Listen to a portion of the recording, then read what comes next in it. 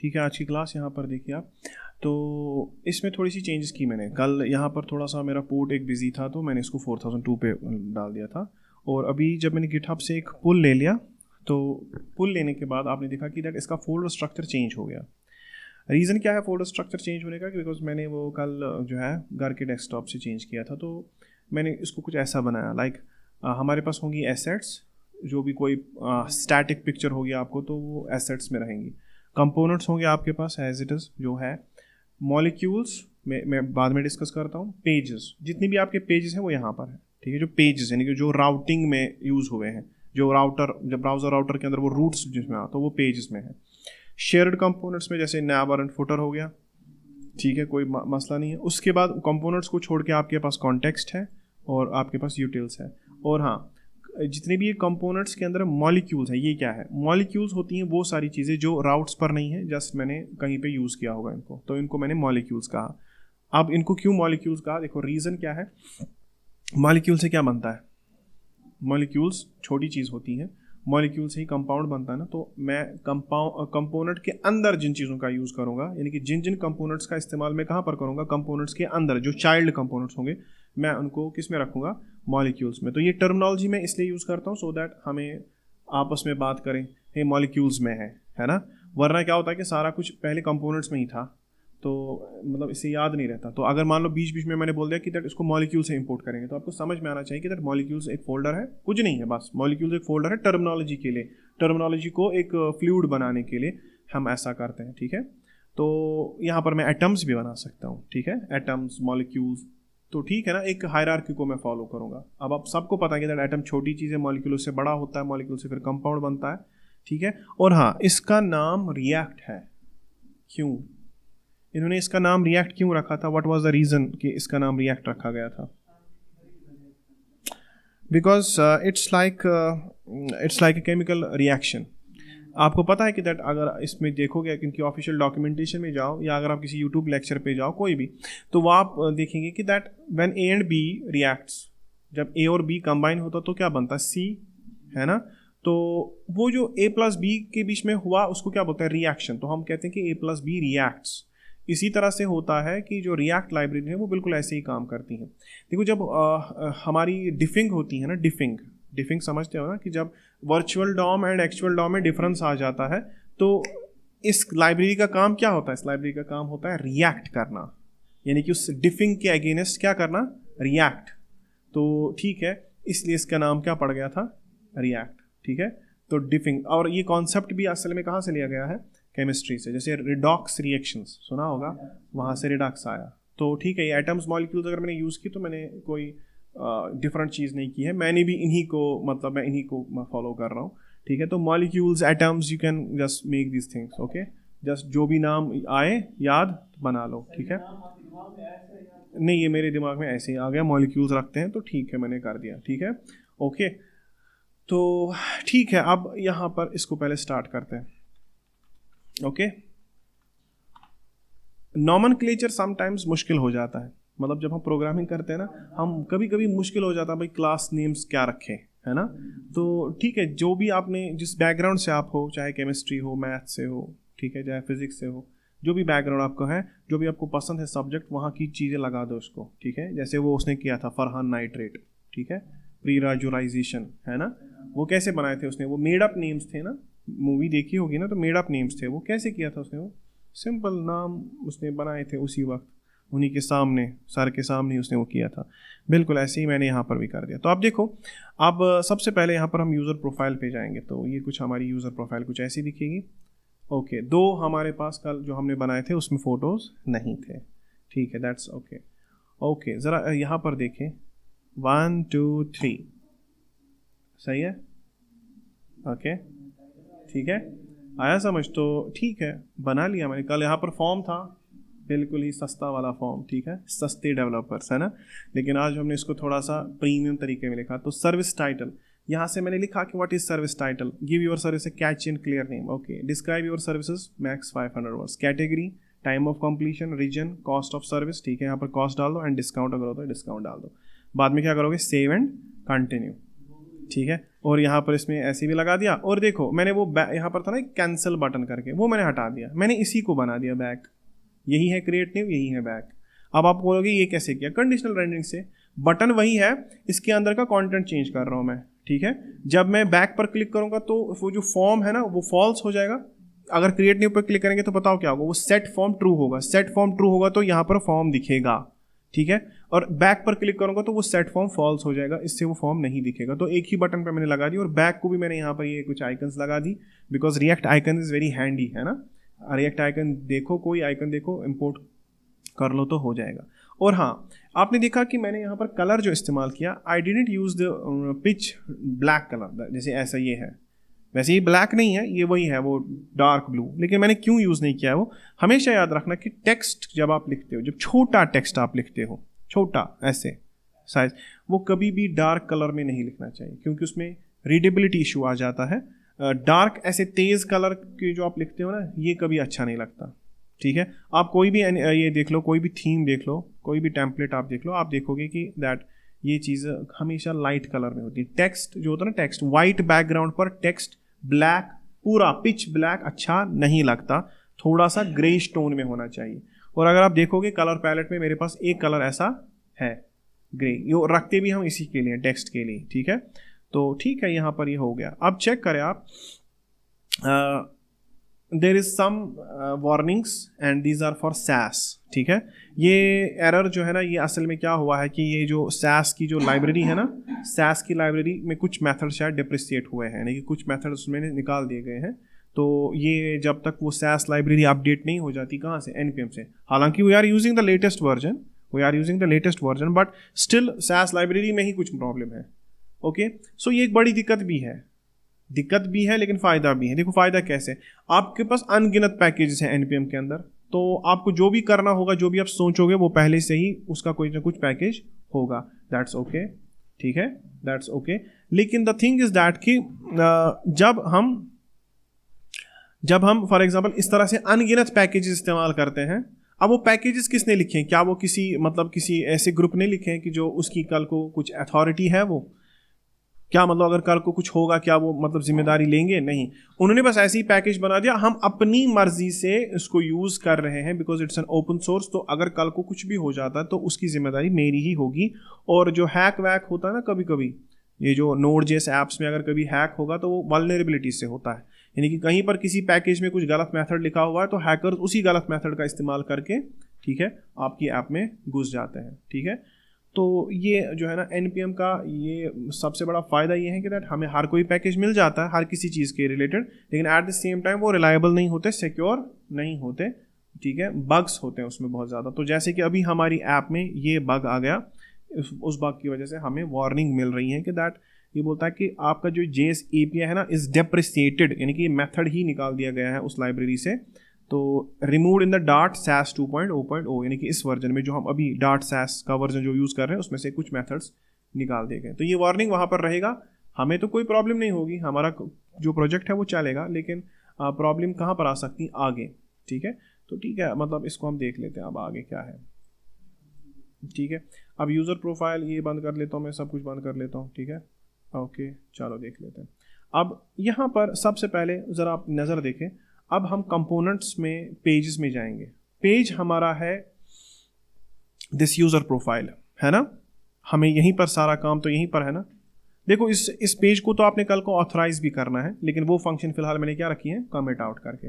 You know that what is happening in the is authorised function, मुझे यहाँ पर discuss करने की जरूरत अब नहीं है, ठीक है। अब देखो इसमें बहुत सारा कोड लिखा है, आपको पता है यहाँ पर ये दोहरा इरफान यूसुफ क्यों आ रहा है? बिकॉज द रीज़न इज मैंने यहाँ पर पहले हाथ से भी लिखा था और फिर मैं वहाँ से क्या कर रहा हूँ, यूज़र नेम भी, तो इसीलिए दो आ रहे हैं, एक हार्ड कोडेड है, एक बैकएंड से आ रहा है, ठीक है।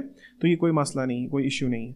हमारा जो मसला है वो यहाँ पर है, देखो this one right block, this is called as a right block. ये क्या है हमारा? Right block. ये तो कल भी मैंने डिस्कस किया था, राइट ब्लॉक, ठीक है। Now in the right block section we are having a button, ठीक है, एक बटन है, दो बटन है एक्चुअली में, कितने? 2 बटन, और मैंने इनको शो फॉर्म पे रखा है। मैं इसको बोलता हूँ कि अगर शो फॉर्म ट्रू होगा तो तुम बैक वाला बटन दिखाना, और अगर शो फॉर्म फॉल्स होगा तो तुम क्रिएट न्यू वाला बटन दिखाना, एंड उनके रेलिवेंट जो आइकन्स है वो भी यहीं पर है, चेक करो, एक इसका है arrow go back line and far plus, तो बटन 2 है, एग्जैक्टली बटन 2 है, लेकिन सेम तो है ना, क्योंकि इस बटन के ऊपर सेम जगह पर है, इनकी CSS भी सेम जैसी है, तो ये बटन ही चेंज हो रहा है। मैं चाहता तो इसके अंदर का कंटेंट भी चेंज कर सकता था, but the thing is same. Okay, तो बटन मैंने सिंपली लिखा कि देखो ये एक बटन है और ये एक बटन है। देखो ये टर्नरी ऑपरेटर है असल में यहाँ पर, है ना, this is a ternary operator. तो शो फॉर्म जब ट्रू होगा तो कौन सा बटन दिखेगा, ये, और जब शो फॉर्म फॉल्स होगा तो ये वाला दिखेगा, सिंपल। अब देखो 2 बटन पर 2 चीजें हो रही हैं। जो पहला बटन है जैसे क्रिएट न्यू, हाँ क्रिएट न्यू, जब शो फॉर्म फॉल्स होगा तो अभी शो फॉर्म क्या है, फॉल्स, अभी शो फॉर्म फॉल्स है, तो बताओ इस बटन पे क्लिक करोगे तो क्या होगा, सेट शो फॉर्म ट्रू होगा, तो सेट शो फॉर्म ट्रू होगा, ठीक है, हो गया। इसके बाद अब अगर सेट शो फॉर्म ट्रू हो गया तो अब कौन सा बटन दिखेगा, बिकॉज शो फॉर्म क्या हो गया, सेट शो फॉर्म जब आपने ट्रू किया तो उससे शो फॉर्म ट्रू होगा, तो जब शो फॉर्म ट्रू होगा तो ये वाला बटन दिखेगा, और यहां पर आप वापस सेट शो फॉर्म को क्या कर देते हो, फॉल्स, तो एक तरह से लूप में चलेगा, है ना। बैक पर सेट शो फॉर्म फॉल्स होगा और इस पर क्रिएट न्यू पर सेट शो फॉर्म ट्रू होगा। अच्छा मुझे एक बात बताओ, क्या ये सब करने से नेटवर्क पे लोड बढ़ रहा है, नहीं, रीजन इज क्योंकि मैंने पहले से उन चीज़ों को एड्रेस किया हुआ है। मैंने बहुत ही क्लेवरली एक स्टोर बनाया पहले, क्योंकि मैंने पहले आपको कहा कि देखो अगर आप API कॉल कंपोनेंट के अंदर करते, व्हेनेवर ये कंपोनेंट लोड होता, क्योंकि कंपोनेंट का क्या होता है, लाइफ साइकिल, कंपोनेंट का क्या होता है, लाइफ साइकिल, हमने ये सब चीज़ें डिस्कस की हुई है। तो कंपोनेंट का जो लाइफ साइकिल होता है कि जब कंपोनेंट की बर्थ होती है, अगर उसी वक्त API कॉल होगी तो बताओ वो गेट यूजर API कितनी बार कॉल होता, बहुत बार, है ना। देखो मैंने यहाँ पर, मैं जैसे यहाँ पर क्रिएट न्यू पे क्लिक करता हूँ तो सेट फॉर्म आ जाता है, तो इसका मतलब वो कंपोनेंट आ जाता है। जैसे ही वो कंपोनेंट आ गया तो यहाँ पर आप देखते हैं यूजर API कॉल हो जाती, गेट यूजर API कॉल। लेकिन हम क्या करते हैं, रिलोड करता है मैंने, तो गेट यूजर API कॉल हो गई, यूजर का डेटा आ गया, यूजर के डेटा के अंदर जो सर्विसेज नाम की एरे है वो भी यहाँ पर आ गई, ठीक है। नाउ अगर मैं कितना भी क्रिएट न्यू करूं, बैक करूं, क्रिएट न्यू बैक, तो आप देखोगे it is just client side rendering.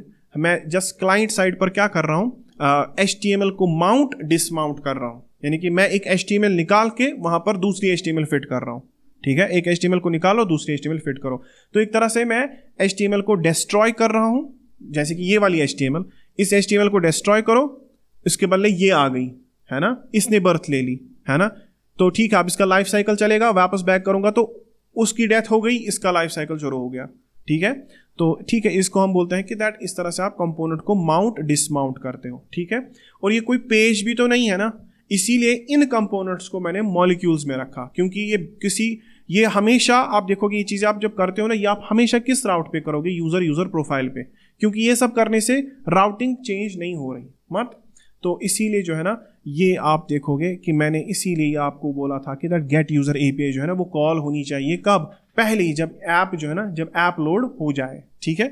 तो उसी वक्त सारा डेटा हमारे पास आ जाता है। नाउ वो डेटा स्टोर में प्रेजेंट है एंड स्टोर से हमने यूज कॉन्टेक्स्ट से लाके इसमें इटरेट कर दिया, चलो ठीक है, ये तो सही है, यहाँ पर आपको बोलने की कुछ ज़रूरत नहीं है। अब यहाँ पर ये हमारी कुछ सर्विसेज है, ठीक है, हमने ये सर्विसेज ऐसे ही कल क्रिएट कर दी थी विदाउट सेंडिंग द इमेज, है ना, तो उस वजह से आप देखोगे इसमें इमेज नहीं आ रही, अल्टरनेट टेक्स्ट आ रहा है, क्योंकि अल्टरनेट टेक्स्ट में मैंने इसका टाइटल ही डाला है, ठीक है। चलो अब क्रिएट न्यू पे जाते हैं। अगर आप एक सर्विस टाइटल लिखते हो, ये सब कुछ लिखोगे, बाद में जब आप सेव एंड कंटिन्यू करोगे तो यहाँ पर API कॉल होगा, चेक करो, चेक करते हैं, देखते हैं क्या सेव एंड कंटिन्यू पर API कॉल होगा। यस, हो रही है, API कॉल तो हुई, और इसने हमें वापस किस पेज पर फेंक दिया, इसी पुराने पेज पर, मतलब पेज पर नहीं, इसने वापस से वो डिसमाउंट कर दिया, क्योंकि आपको पता है कि सेव एंड कंटिन्यू का लॉजिक ये है कि दैट जब वो हो जाए तो उसके बाद तुम सेट फॉर्म को फिर से फॉल्स कर देना, तो सेट फॉर्म फॉल्स हो जाता है, इश्वाता बेयुतन ये इधर आ जाता है। लेकिन मसला देखो क्या है, दिस सर्विस API कॉल ये असल में रिजेक्ट हुई है, all details of the service required, तो हम क्या करें, ये रिजेक्ट क्यों हुई, बिकॉज इसमें हमने वो लिखा ही नहीं था कुछ, है ना। हाँ, अब इसमें यही लॉजिक आपको कंट्रोल करना है कि दैट इन केस अगर कोई बंदा क्रिएट न्यू पे जाता है एंड मान लो गलती से ही इसने ये सेव एंड कंटिन्यू दबा दिया और इसमें से कुछ चीज़ें अभी इसने लिखी नहीं थी, क्योंकि हमने बैकएंड पर वैलिडेशन सब पर लगाई है, बैकएंड पर हमने इसको बोला कि दैट सर्विस टाइटल, ये description, category, time of completion, region, सब कुछ चाहिए। तो मान लो इसने एक चीज़ लिखी नहीं थी बेचारे ने, उसने सेव एंड कंटिन्यू कर दिया और ये जो है मसला हो गया ना अब, है ना। तो ये गच वापस इसने आधा डेटा बेचारे ने लिखा होगा। ऊपर से आपको पता है एक और चीज़ हमने यहाँ पर की है कि दैट जब हम इस बटन पर क्लिक करते हैं ना, हम फॉर्म को सैनिटाइज भी करते हैं। फॉर्म को सैनिटाइज यानी कि मान लो अगर किसी ने यहाँ पर लिखा होगा पिज़्ज़ा डिलीवरी, मैं जब सेव एंड कंटिन्यू पे जाऊँगा तो हम डिफरेंट पेज पे आ गए, क्रिएट न्यू पे जाएंगे तो वो भी तो डिलीट हो गया होगा, क्योंकि कल आपको मैंने दिखाई थी फॉर्म सैनिटाइजेशन। तो ये हमें ये चीज़ें इसमें ठीक करनी है, ठीक है। तो देखो भाई कैसे करते हैं अभी। फर्स्ट ऑफ ऑल हम इस बटन पर देखेंगे कि बटन क्या है। देखो शो फॉर्म अगर ट्रू होगा तो क्रिएट सर्विस दिखेगा, ठीक है ना, ओके। और अगर शो फॉर्म फॉल्स हुआ तो ये वाली सर्विस दिखेगी, वो तो पता ही, ये तो हमने कल ही किया था। और क्रिएट सर्विस के अंदर आपने एक प्रॉप भी डाल दिया था सेट शो फॉर्म, है ना, जबकि सेट शो फॉर्म जो है सेट शो फॉर्म वो एक हुक है यहाँ पर, सही है, यहाँ पर सही जा रहा है। कलर टॉगल कलर ये उसका है, इमेज सेट इमेज भी पता है आपको, और यूज़र अपलोड प्रोफाइल इमेज जो है वो कहाँ से आ रहे हैं, वो यूज़ कॉन्टेक्ट से आ रहे हैं। चलो देख लेते हैं आगे क्या है इसमें।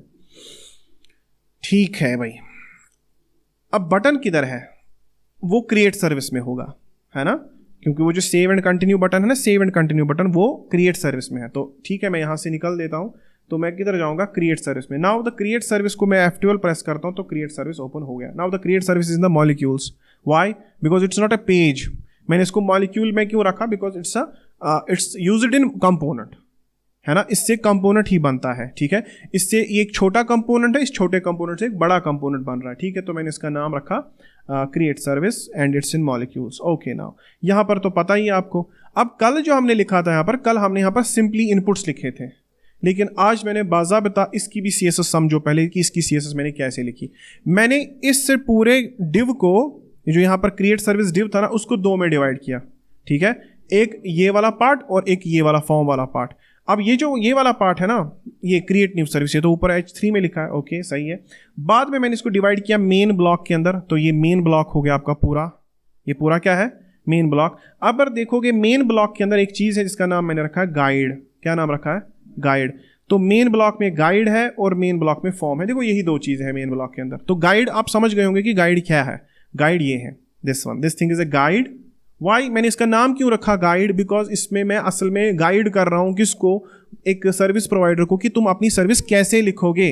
तुम कैटेगरी में 3 हैशटैग डालना, टाइम ऑफ कंप्लीशन में ऐसे लिख लेना, है ना। क्योंकि देखो ये क्यों किया बताओ, ये यूजर एक्सपीरियंस की कौन सी चीज़ है, समझो इसको, बताओ।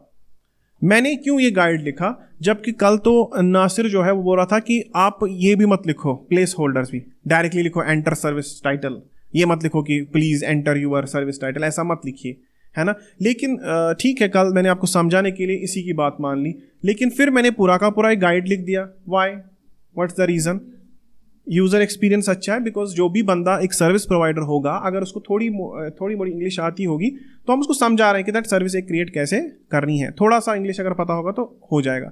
अब हम आइकन्स का भी इस्तेमाल कर सकते हैं, क्योंकि आइकन्स से सबको समझ में आता है। क्योंकि आइकन्स जो होते हैं ना, लैंग्वेज अगर समझ में भी नहीं आती, अगर लैंग्वेज पता भी नहीं है, हम लैंग्वेज नहीं भी जानते, स्टिल आइकन से कुछ कुछ समझ में आ जाता है कि दैट देखो इसका मतलब बैक हो गया, इसका मतलब सेव एंड कंटिन्यू आगे है, ये पीछे है ना। तो आइकन्स ज़्यादा अच्छे होते हैं। अब देखो मैं आपको फिर से यही इसी वेबसाइट पे ले जाऊंगा, यूएक्स प्रिंसिपल्स पर। देखो यहाँ पर आज हम इसके बारे में पढ़ते हैं, कॉग्निटिव बायस के बारे में। देखो ज़रूरी नहीं है कि दैट आपकी क्लासेस हमेशा रिएक्ट के रिलेटेड ही हो, ठीक है। विदाउट मतलब आप रिएक्ट सीख लोगे तो मतलब कौन सा ही मतलब तूफान खत्म मतलब खड़ा करोगे आप, कुछ भी नहीं होगा, ठीक है। आपको टन्स ऑफ नॉलेज चाहिए, ठीक है, बिकॉज आपने यूज़र एक्सपीरियंस भी सेट करना है, यूज़र इंटरफेस भी चाहिए। तो ठीक है, एस्थेटिक यूजेबिलिटी इफेक्ट आपको एक बार मैंने बताया होगा कि that is what is aesthetic usability effect. अभी भी मैंने डिस्कस किया था इससे पहले वाली क्लास में कि दैट एस्थेटिक यूजेबिलिटी का मतलब होता है कि दैट अगर आपकी वेबसाइट एस्थेटिकली बहुत अच्छी लगती है, तो अगर वो यूजेबिलिटी में घटिया भी होगी, कम भी होगी, अगर उसका यूजेबिलिटी अगर उसका वो खास कुछ यूज़र एक्सपीरियंस अच्छा नहीं हो, लेकिन अगर एस्थेटिकली बहुत प्लीजिंग है तो लोगों को भूल जाता है कि दैट ये वेबसाइट घटिया है ना। अब हम कॉग्निटिव बायस के बारे में बात करते हैं। तो व्हाट इज कॉग्निटिव बायस, अगर हम देखें इट्स एन साइकोलॉजिकल टर्म। क्या है ये, ज़्यादातर साइकोलॉजी में यूज़ होता है। तो आप लोगों में से अगर किसी ने साइकोलॉजी पढ़ी होगी, कभी सोची होगी, समझी होगी, तो आपको पता होगा कि बायस क्या होता है। बायस का मतलब होता है कि प्रेजुड्यूसेस, जिनको हम बोलते हैं इंग्लिश में। तो मान लो फॉर एग्जांपल लाइक मैं आपको ऐसे बताऊंगा, मान लो जब हम श्रीनगर के लड़के होते हैं ना, जब हमको किसी गांव वाले के साथ काम करना पड़ता है, फॉर एग्जांपल यहाँ पर एक प्रेजुड्यूस है कि ये गाँव का है, और गांव वालों को यार श्रीनगर वालों के पास कुछ नहीं है, लाइक क्या है इनके पास, एक छोटा सा घर होता है इनके पास। तो व्हाट आर दीज, जबकि देखो मेरे बहुत अच्छे दोस्त हैं जो गांव से हैं, बहुत अच्छे लोग हैं वो, ठीक है। एंड ऐसे भी हो सकता है कि बहुत सारे गांव के लड़के जिनके अच्छे दोस्त श्रीनगर में होंगे, लेकिन why this negative thinking in the mind, because इसको हम बोलते हैं बायस। क्या बोलते हैं? इट मीन्स हमने पहले से ही ये बना के रखा है, एक स्टीरियोटाइप बना के रखा है, ठीक है। तो इसको हम बोलते हैं बायस। तो अगर इसकी डेफिनेशन पे देखोगे आप, a systematic error of thinking or rationality in judgment that influence our perception of world and our decision making ability, ठीक है। तो आपने असल में क्या किया है कि दैट आपने एक परसेप्शन क्रिएट किया हुआ है एंड वही परसेप्शन आपको आपकी जजमेंट पर असर डालता है। मान लो अगर मुझे मैं जज हूँ, ठीक है, और मुझे फांसी देनी है किसी को, ठीक है। मान लो ऐसा हो सकता है कि दैट फॉर एग्जांपल अगर ये मेरे कम्युनिटी से नहीं है, अगर ये मेरे शहर से नहीं है, अगर ये मेरे रीजन से नहीं है, ठीक है, तो मैं इसको ज़्यादा तेज़ सज़ा दूँ। लेकिन अगर ये मेरा हमसाई है, ठीक है, मेरा बचपन का दोस्त है, तो हो सकता है इसने कितना ही मतलब खतरनाक गंदा काम क्यों ना किया हो, मैं इसके सज़ा में क्या करूँगा, कमी करूँगा। पता है क्यों? क्योंकि मैंने एक कॉग्निटिव बायस बना के रखा है कि that he is from my neighbourhood, ठीक है, he is from my community, he is from my religion, he is from my skin colour.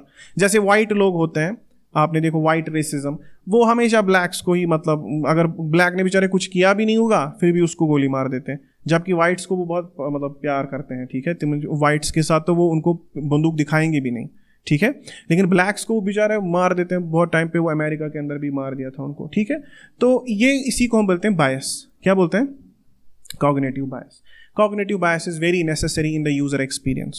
For example, if you are using a website called as, मतलब जैसे आप कोई website use कर रहे हो Fiverr, या आपने कोई वेबसाइट यूज़ की है लाइक freelancer.com, हाँ, आप इन प्लेटफॉर्म से वाबस्ता हो, you have worked with those platforms, आपने वो प्लेटफॉर्म्स यूज़ किए हैं, आपने एक कॉग्निटिव बायस डेवलप कर लिया है। यू नो दैट ये वेबसाइट्स कैसे काम करती है। अगर मैं आपके पास एक और ऐसी वेबसाइट सामने डाल दूं, कितना टाइम लगेगा आपको सीखने में? 5-10 मिनट। पता है क्यों? अच्छा मुझे एक बात बताओ, अगर कोई गेम खेल रहा है पबजी, हम उसको बोलेंगे तू पबजी छोड़ के कॉल ऑफ ड्यूटी पे आ जा, तू COD खेल। अब दोनों गेम्स लगभग एक ही प्लेटफॉर्म पर काम करते हैं, एक ही चीज़ करनी है, वहाँ पर भी वही, यहाँ पर ग्राफिक्स डिफरेंट हो सकते हैं। बताओ कितना टाइम लगेगा एडजस्ट होने में? बहुत कम। पता है क्यों? क्योंकि इसने पहले से ही इस चीज़ के लिए एक परसेप्शन क्रिएट किया, उसको पता है कि दैट ये गेम क्या है, इसके अंदर क्या क्या चीज़ें हैं। तो कॉग्निटिव बायस को समझो पहले, कॉग्निटिव बायस, इसके ऑरिजिन्स, बाकी चीज़ें, फिर हम देखेंगे कि ये कहाँ पर यूज़ होता है। देखो ये कहाँ पर यूज़ होता है। कॉग्निटिव बायस समझा। अब होता है कॉग्निटिव लोड। क्या होता है? Cognitive load. तो कॉग्निटिव लोड का मतलब होता है कि दैट आप कितनी चीजें एक साथ अंडरस्टैंड कर सकते हो, the amount of mental resources needed to understand and interact with an interface. आप मतलब एक चीज है आपके सामने, आप इसको कितना जल्दी अंडरस्टैंड करोगे, डिपेंडिंग ऑन द कॉग्निटिव बायस, है ना, डिपेंडिंग ऑन द कॉग्निटिव बायस। वही तो डिपेंड, उसी पे तो डिपेंड है सारा। देखो फॉर एग्जांपल, अगर आपने किसी प्रोजेक्ट के साथ इससे पहले काम किया हुआ है, how much time it will take to work with that project again? बहुत कम, है ना। क्यों? क्योंकि आपने एक बायस क्रिएट किया हुआ है, आपने एक परसेप्शन उससे पहले वाले चीज़ में। जैसे कि मैं आपको एग्जांपल दूं, मान लो आप शाम को जा रहे हो एक दूर दराज इलाके में, आपकी गाड़ी जो है पंचर हो गई, शाम के 10 बजे और कोई सड़क पर है ही नहीं, तो आप पैनिक हो जाते हो। तो ठीक है ना, इसका मतलब ये कॉग्निटिव लोड है, ये आपके दिमाग पर क्या है? Cognitive load. आपने एक आप बहुत ज़्यादा मेंटल रिसोर्सेज को खर्च कर रहे हो इस सिचुएशन से लड़ने के लिए। नाउ ठीक है, अब आपने हड़बड़ी में फ़ोन निकाला, आपने फ़ोन किया अपने मतलब इसके होटल के मैनेजर को, वो आपको बोलता है नो प्रॉब्लम सर, हम आपको अभी गाड़ी भेज देते हैं, आप अपनी गाड़ी वहीं पर रखो, आप हमारे पास आ जाओ। ठीक है, आप इस सिचुएशन से निकल गए। ठीक है, नाउ बहुत टाइम के बाद, 5 साल के बाद, अब आप अपनी मिसेस के साथ जा रहे हो बिल्कुल इसी रोड पर, अब फिर से टायर पंचर। मुझे एक बात बताओ, उस वक्त किसको ज़्यादा डर लगेगा, आपको या आपके साथ जो पार्टनर होगा उसको ज़्यादा डर लगेगा? पता है क्यों? क्योंकि वो कभी इस हालत से गुजरी नहीं है। आपने एक कॉग्निटिव बायस डेवलप कर लिया है, आपको पता है यार मैं अभी मैनेजर को फ़ोन करूंगा, वो गाड़ी भेज देगा, मैंने तो इससे पहले भी ये बड़े बड़े सिचुएशंस मैंने देख लिए हैं। तो कॉग्निटिव लोड किस पर ज़्यादा होगा? कॉग्निटिव लोड उस बंदे पर होगा जिसने ये चीज़ पहली बार देखी है ना। तो वो होता है कॉग्निटिव लोड। ठीक है, तो अब ये चीज़ें यूज़र एक्सपीरियंस में कहाँ पर यूज़ होती हैं? देखो, जब आप ऑन बोर्ड करते हो ना किसी बंदे को, जब आप देखो, cognitive load is a psychology concept closely related to the Miller's law. आपका मतलब मेन काम होता है वेबसाइट बनाने का कि दैट आप यूजर्स को हमेशा इसी वेबसाइट पर बनाए रखो। इंस्टाग्राम की देखो इंस्टाग्राम हमारे दिमाग से खेलता है। कैसे? उन्होंने उसका डिज़ाइन कुछ ऐसा बनाया है कि दैट हम कभी उससे निकल नहीं पाते। इनफैक्ट अब तो मैंने देखा है कि कुछ लोग वॉशरूम भी फ़ोन ले जाते हैं साथ में, 5 वॉशरूम उसमें उछा रही ठीक है ना?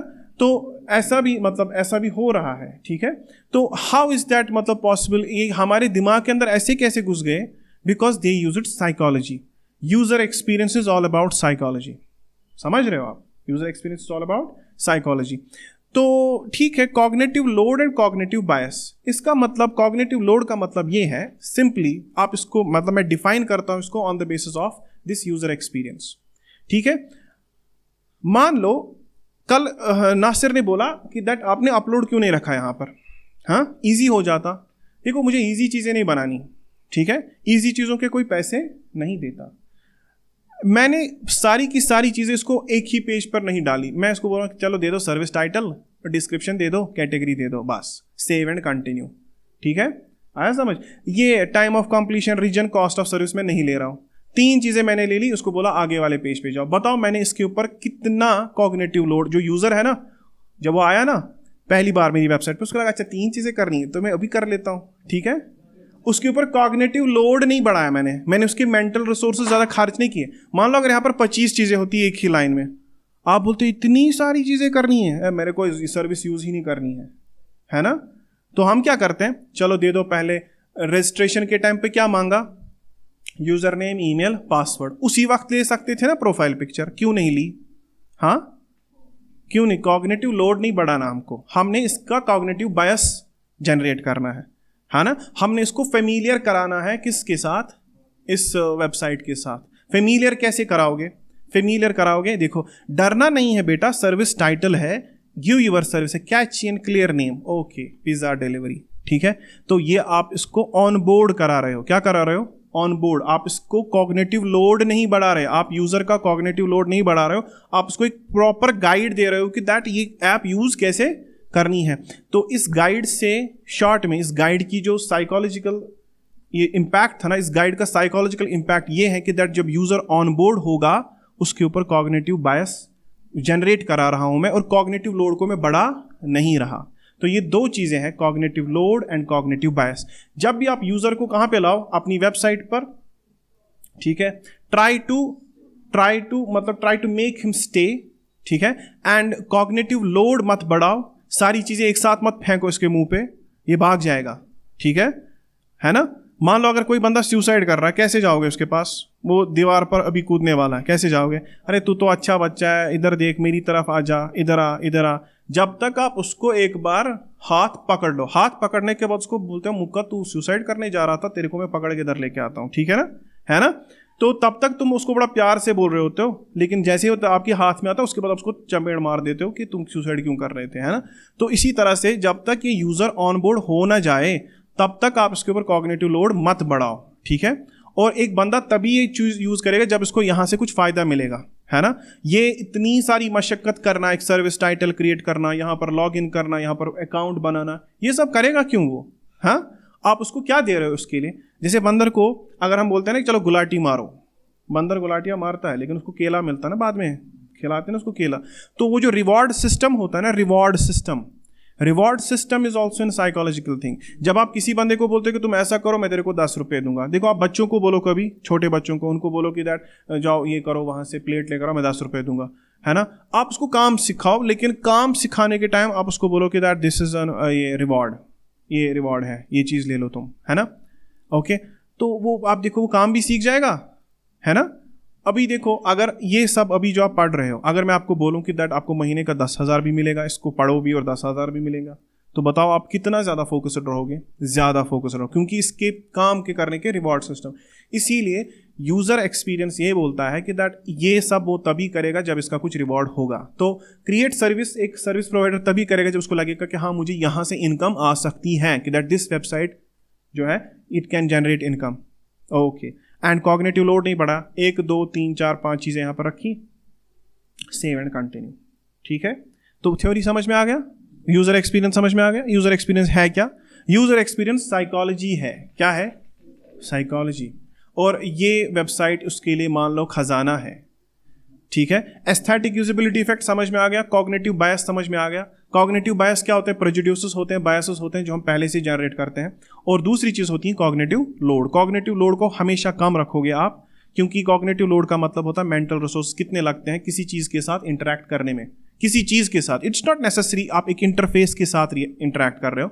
मैंने आपको एक रियल टाइम सिचुएशन बताई थी गाड़ी की, एक गाड़ी का पंचर है ना, तो वो भी तो कॉग्निटिव लोड। मान लो एक ऐसा भी होता है ना कि किसी की जिंदगी में पहली बार किसी बहुत करीबी रिश्तेदार की मौत हो जाती है, बताओ उस वक्त मेंटल स्ट्रेस कितना होता है? बहुत ज़्यादा, है ना, क्योंकि कॉग्निटिव लोड ऐसे बढ़ता है, 1 2 3 4 पूरा का पूरा दिमाग खर्च हो जाता है। तो इसने क्यों ये एग्जाम्पल यहाँ पे रखी है? ये क्या है? ये इसका मतलब क्या है?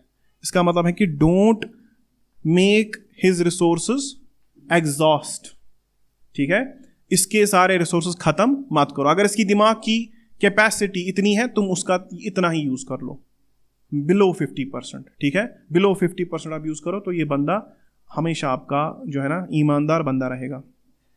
Okay, now the another thing is called as the Jacob's law, ठीक है। जेकब्स लॉ में मैंने ये आर्बिट्रेरी बीच में ही उठा के लाया बिकॉज ये भी रेलिवेंट है।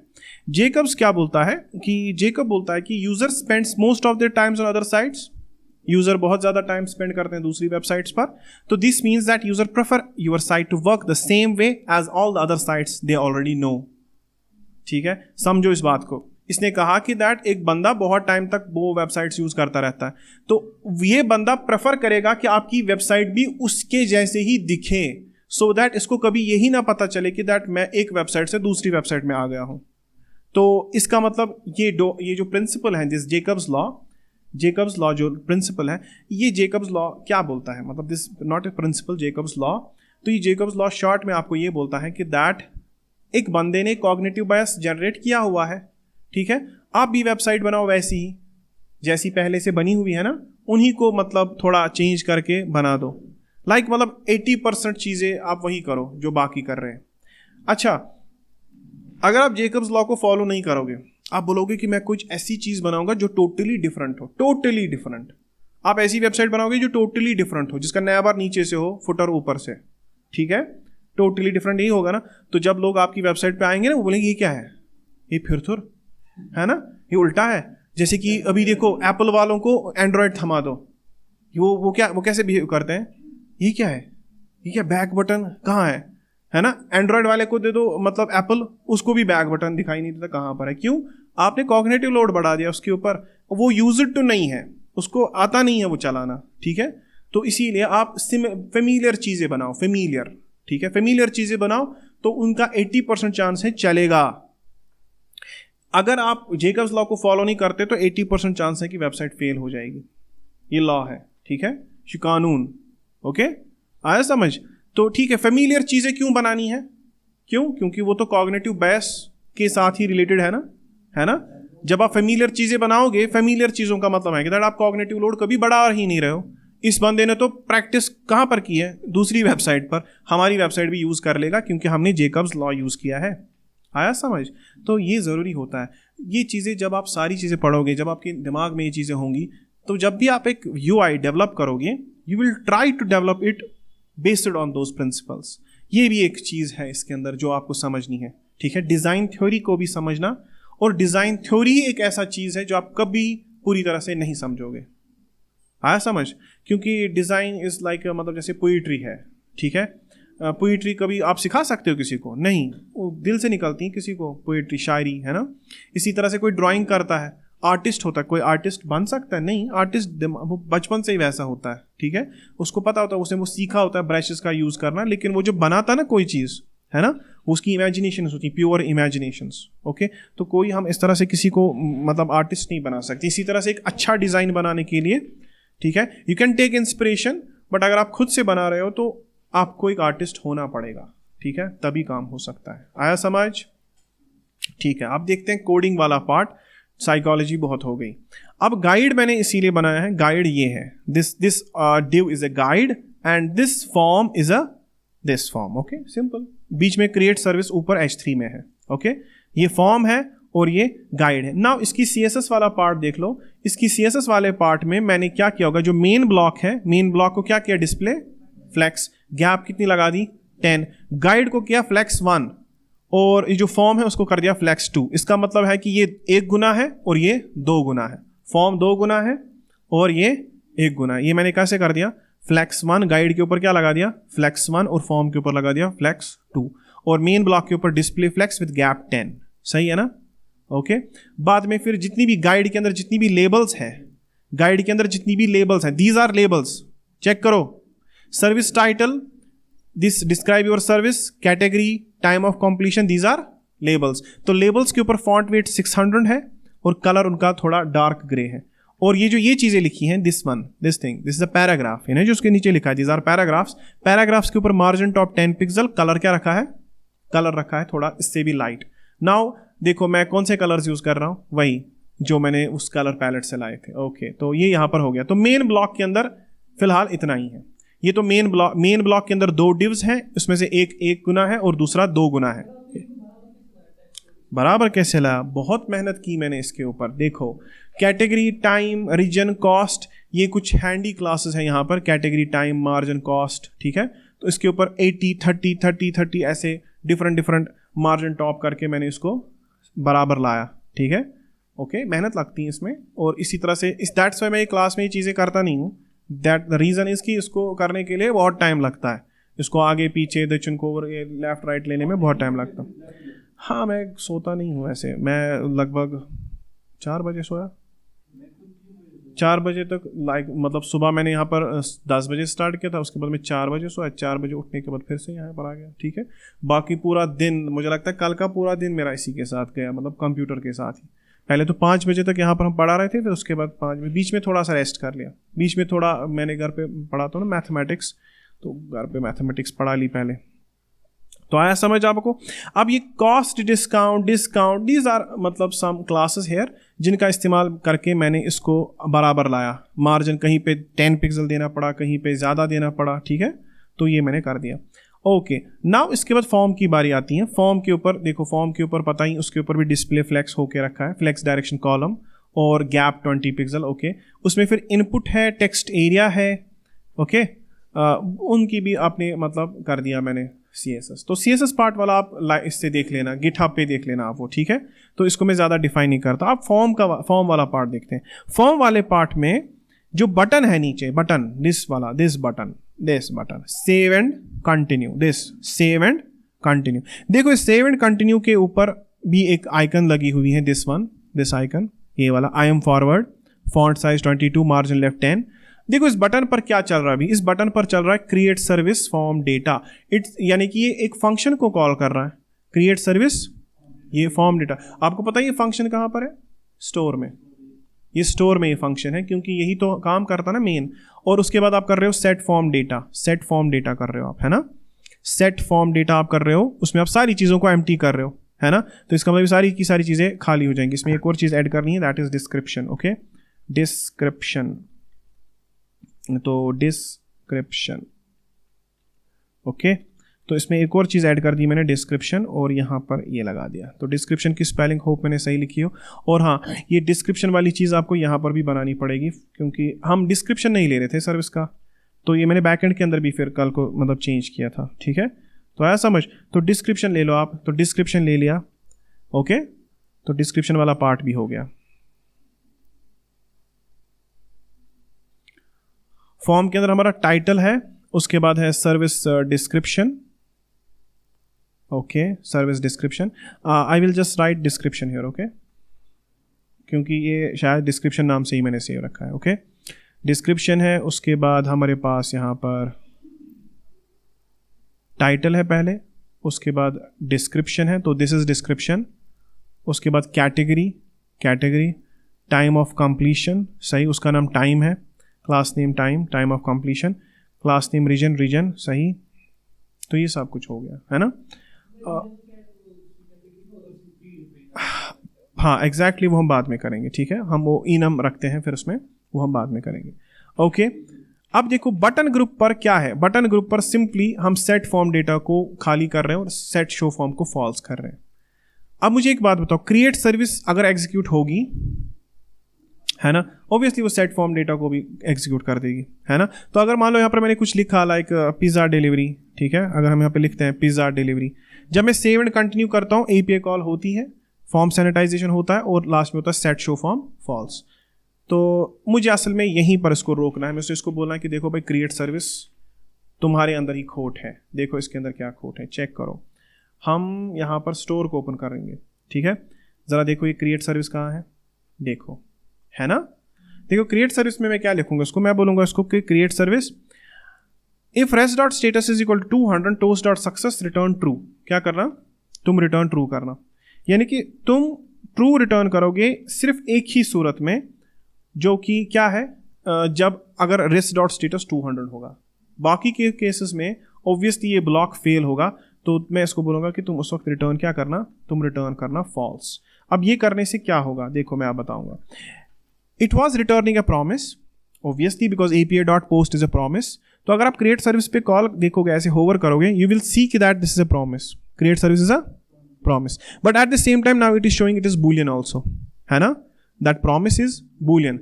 तो ठीक है, नहीं प्रॉमिस बूलियन हमेशा नहीं था। अगर मैंने यहाँ पर ये नहीं किया होता तो आप देखते it was just create service was just a promise, ठीक है, देखो फर्क है ना इसमें, ये प्रॉमिस है खाली, तो प्रॉमिस ये था API डॉट पोस्ट, क्योंकि API dot post returns a promise. लेकिन अब जब मैंने ये चीजें लगा दी, return true, return false, now it is showing that create service is a promise with data type. इसको पता है कि data type either can be boolean और इट कैन बी अनडिफाइंड। देखो इनको भी समझना सीखो, ये जो ना ये जो चीजें यहाँ पर होती हैं इनको सीखो ये कैसे काम करते हैं, ठीक है भाई। क्रिएट सर्विस अब रिटर्न ट्रू करेगी, इससे पहले नहीं कर रही थी। अब देखो मैं इसको क्या लिखूंगा, मैं यहाँ पर जहाँ पर इस फंक्शन को कॉल कर रहा हूँ ना, constant create service, I will make this function asynchronous. पता है क्यों, because the create service is promise now. तो मैं इस फंक्शन को ही क्या बनाता हूँ, एसिंक, सही, एसिंक फंक्शन बना दिया। क्रिएट सर्विस के सामने क्या लगा दूंगा, अवेट, सही। ये वैसे भी प्रॉमिस ही था, लेकिन वो प्रॉमिस रिजॉल्व कहाँ पे हो रहा था, क्रिएट सर्विस के अंदर, लेकिन मैं चाहता हूँ कि वो प्रॉमिस रिजॉल्व हो इधर। और मैं इसको लिखूंगा कि constant service is equal to, ऐसे लिखा मैंने, constant service is equal to await create service from data. अब बताओ मुझे ये सर्विस क्या आएगा, ये सर्विस इधर आएगा फॉल्स या आएगा ट्रू। देखो मैं दिखाता हूं, अगर मैं यहीं पर कर दूं कंसोल डॉट लॉग, ठीक है, अगर आप यहां पर करें कंसोल डॉट लॉग सर्विस, ठीक है, मैं चेक करना चाहता हूं कि दैट सर्विस का क्या आएगा यहां पर। लाइक मैं अगर इधर जाऊं, F12 प्रेस करूं, कंसोल यहां पर ओपन करके रखते हैं, ठीक है, देखो भाई किधर गया, क्रिएट न्यू, हाँ यहाँ पर कुछ पहले से कुछ एरर है, उसको छोड़ो, क्रिएट न्यू पर जाते हैं, क्रिएट न्यू। अब जरा यहाँ पर सेव एंड कंटिन्यू करो, देखो क्या आ रहा है, फॉल्स। पता है क्यों, क्योंकि इसका सीधा साधा कहने का मतलब है कि भाई आपकी जो सर्विस है ना, वो कौन सा एरर दे रही है, 400 बैड रिक्वेस्ट, आपने कुछ लिखा नहीं है फॉर्म के अंदर। तो ठीक है, मैं उसको बोलूंगा कि चलो अब मुझे आगे ना समझ कि सर्विस क्या आ रहा है, फॉल्स। बताओ सर्विस ट्रू कब आएगा, जब ये होगा। तो मैं इसको लिखूंगा इफ सर्विस, मैं इसको ऐसे लिखूंगा इफ, अब मुझे पता है सर्विस के अंदर दो चीजें सेव है, क्या, इधर ट्रू और फॉल्स। मैं इसको लिखूंगा कि देखो इफ सर्विस, तभी तुम ये सब चीजें करना, तभी तुम एक फॉर्म सैनिटाइजेशन करोगे और सेट फॉर्म को फॉल्स करोगे, सही है ना। तो ये अब ये आपने ऐसे कर दिया। तो इस तरह से मैंने क्रिएट सर्विस जो थी ना, क्रिएट सर्विस एक प्रॉमिस रिटर्न करता था। वो प्रॉमिस क्या था, वो प्रॉमिस था दिस API डॉट पोस्ट, ठीक है। मैंने इसको कहा कि देखो अगर वो प्रॉमिस रिजॉल्व हो जाए तो तुम एक और प्रॉमिस बना दो, यानी कि अब क्रिएट सर्विस खुद एक प्रॉमिस बन गया और उसकी डेटा टाइप भी आ गई बूलियन, और वो मैं उसको एक्सेस कहाँ पे कर रहा हूँ, यहाँ पे। अब देखो, अब जब मैंने ऐसे कर दिया इफ सर्विस, अब इफ सर्विस क्या है, फॉल्स, क्योंकि वो तो हो नहीं रहा। तो बताओ क्या यहाँ पर ये होगा, अब क्या अगर मैं यहाँ पर क्रिएट न्यू करूँ, अगर मैंने नहीं लिखा होगा इसके अंदर कुछ, क्या सेव एंड कंटिन्यू होगा, नहीं, it's like button is disabled. हालांकि API कॉल कर रहा होगा, ये API कॉल कर रहा होगा, लेकिन कुछ हो नहीं रहा, ठीक है। देखो API कॉल कर रहा है ना, लेकिन all details of the service required. अब इसको क्या चाहिए, अब हमें चाहिए एक टोस्ट एरर, ठीक है, कि दैट अगर ये नहीं हो रहा तो क्यों नहीं हो रहा। तो वो टोस्ट एरर आप करो ना वहाँ पे क्रिएट सर्विस के अंदर, वहाँ पे एरर में टोस्ट डॉट एरर, अगर 400 होगा तो टोस्ट डॉट एरर, तो वो हो जाएगा, वो मसला नहीं है। लेकिन फिलहाल मैंने फॉर्म सैनिटाइजेशन को कंडीशनल कर दिया, क्या कर दिया, कंडीशनल, और साथ ही में फॉर्म सैनिटाइजेशन को ही नहीं बल्कि फॉर्म क्लोजर को भी। जो फॉर्म यहाँ पर सेव एंड कंटिन्यू पे फॉर्म क्या हो जाता था, क्लोज, ये नहीं होगा अब क्लोज। क्यों? क्योंकि इफ कंडीशन के अंदर है, जब तक वो फॉल्स है तब तक तो ना फॉर्म क्लोज होगा और ना ही एपीआई कॉल हो रही है। लेकिन हाँ, एपीआई कॉल हो रही है लेकिन न फॉर्म सैनिटाइज होगा। फॉर एग्जाम्पल अगर यहाँ पर लिखा है पिज्जा डिलीवरी, क्या इसको दबाने से कुछ होगा? नहीं, जब तक ना अब वो रिजॉल्व हो जाए। कौन सा प्रॉमिस? वो create service.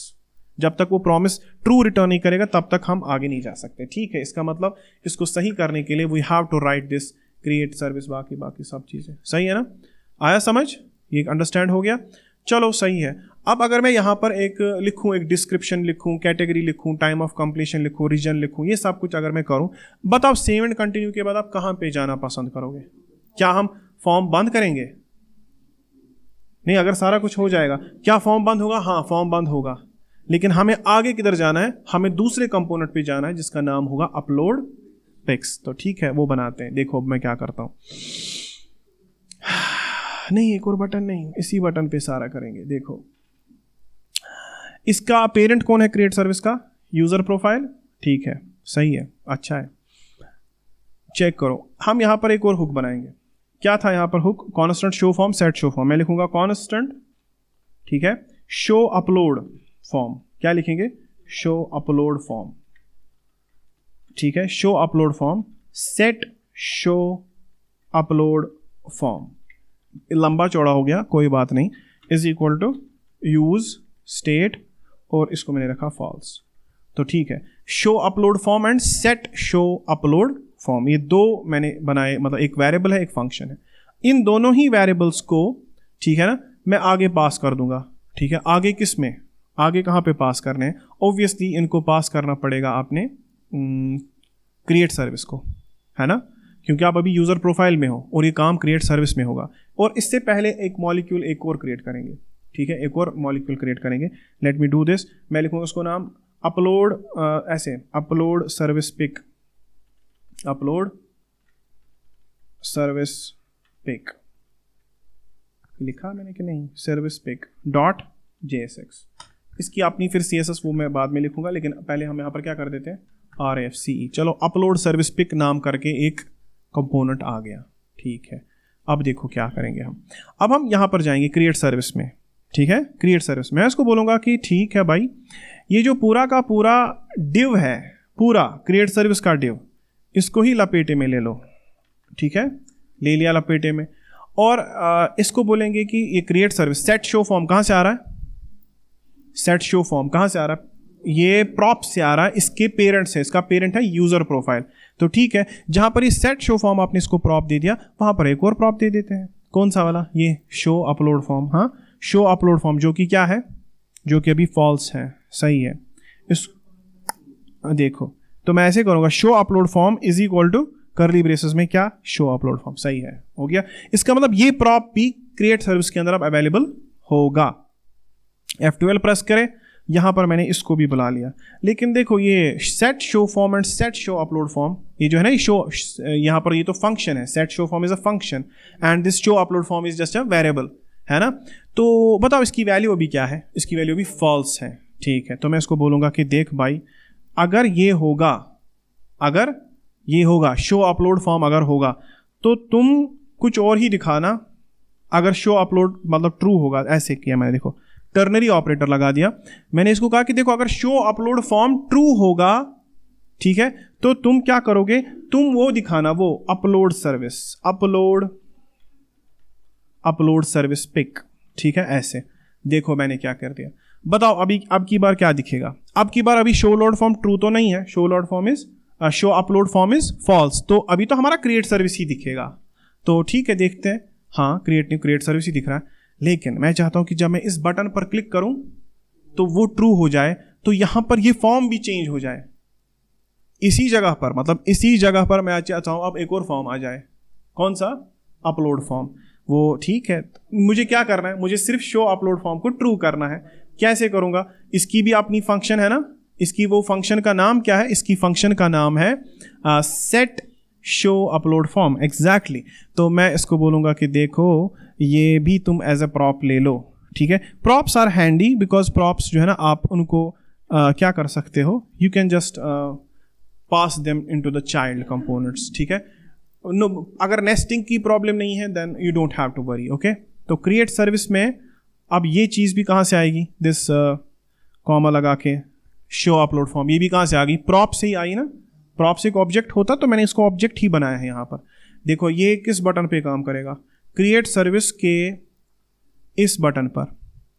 Set show form को हम फॉल्स कर रहे थे ना, नहीं, सेट शो फॉर्म को तो फॉल्स करोगे ही, लेकिन साथ में उसको ट्रू कर देना। किसको, तो फॉर्म गया, ठीक है। और यहां पर दूसरी क्या है, set upload, set show upload form, उसको ट्रू कर देना। तो बताओ क्या होगा, क्या होने वाला है, सिंपल सी बात है। और ये तो तब होगा जब सर्विस ट्रू होगा। Let us have one thing right now, अभी हम इसको ट्रू पे ही रखते हैं। मैंने डायरेक्टली ट्रू पास कर दिया, क्योंकि सर्विस से मुझे फॉल्स आ रहा है तो मैं इसको टेस्ट नहीं कर पाऊंगा, है ना, क्योंकि सर्विस अभी मुझे क्या दे रही थी, फॉल्स। ठीक है, इसको टेस्ट करते हैं, देखते हैं क्या होगा। इसका कहने का मतलब ये हो गया कि दैट बैक तो चलेगा, क्रिएट न्यू भी चलेगा, है ना। आपने यहाँ पर सारा कुछ लिखा, आपने सेव एंड कंटिन्यू कर दिया, तो ये क्या इस कारण यहाँ पर देखते हैं क्या हुआ एग्जैक्टली। देखो ये हमें नहीं करना, सेट शो फॉर्म को हमें फॉल्स नहीं करना है, ठीक है, सेट शो फॉर्म को हमें फॉल्स नहीं करना है। तो देखते हैं फिर से, हाँ देखो, है ना। चलो रिलोड करके फिर से एक बार टेस्ट करते हैं, चेक करो।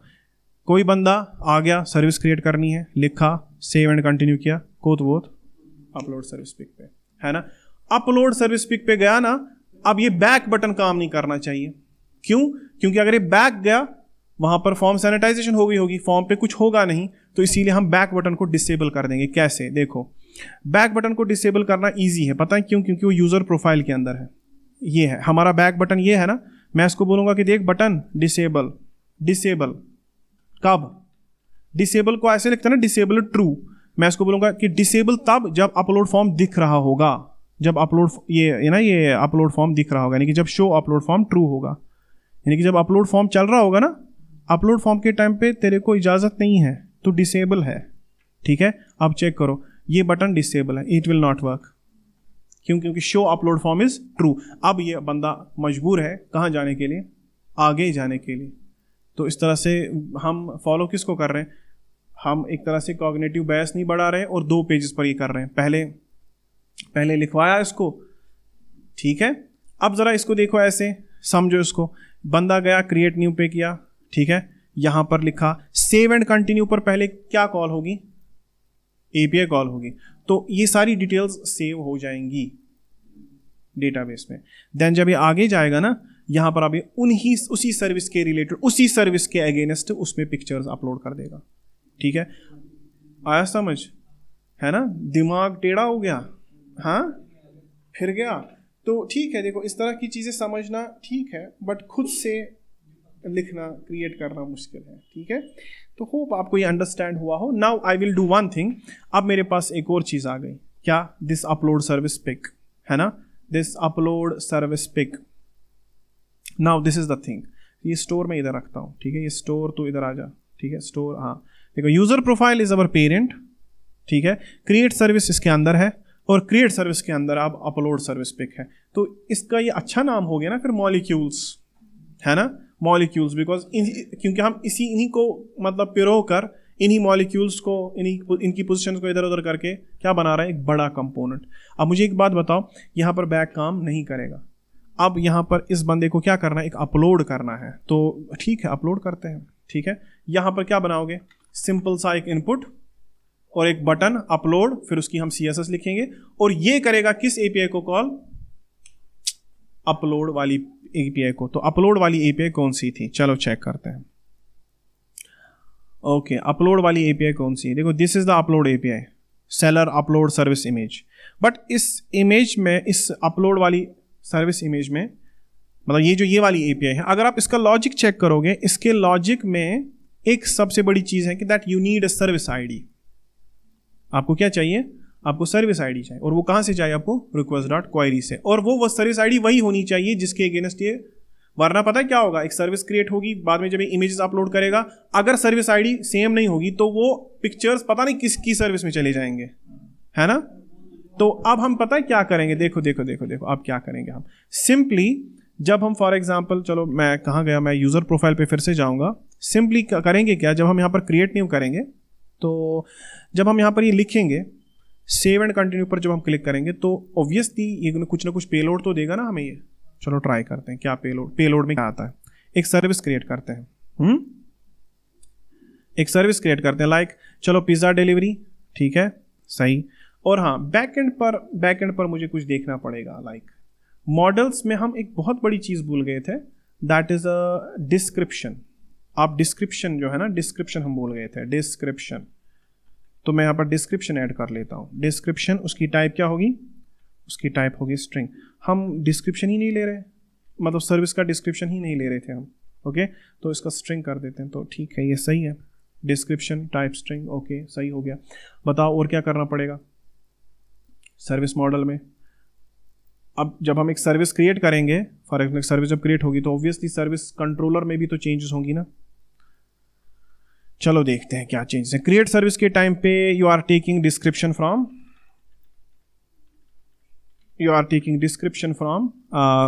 दिस रिक्वेस्ट डॉट बॉडी, है ना। और ये डिस्क्रिप्शन अगर नहीं होगा तो आपको ये आना चाहिए ना एरर। तो यहाँ पर क्या लिखेंगे कि अगर डिस्क्रिप्शन नहीं होगा तो ठीक, थोड़ा सा चेंज करना पड़ेगा, ठीक है ना। अगर ये एम्प्टी हुआ तो इसको भी मैंने लगा दिया इसमें, ठीक है बस। और कहीं पे लगाना है, हाँ यहाँ पे, ठीक है, क्योंकि जब आप सर्विस क्रिएट करोगे वहाँ पर भी डिस्क्रिप्शन होना चाहिए, सही है। चलो यहाँ पर भी लगा दिया।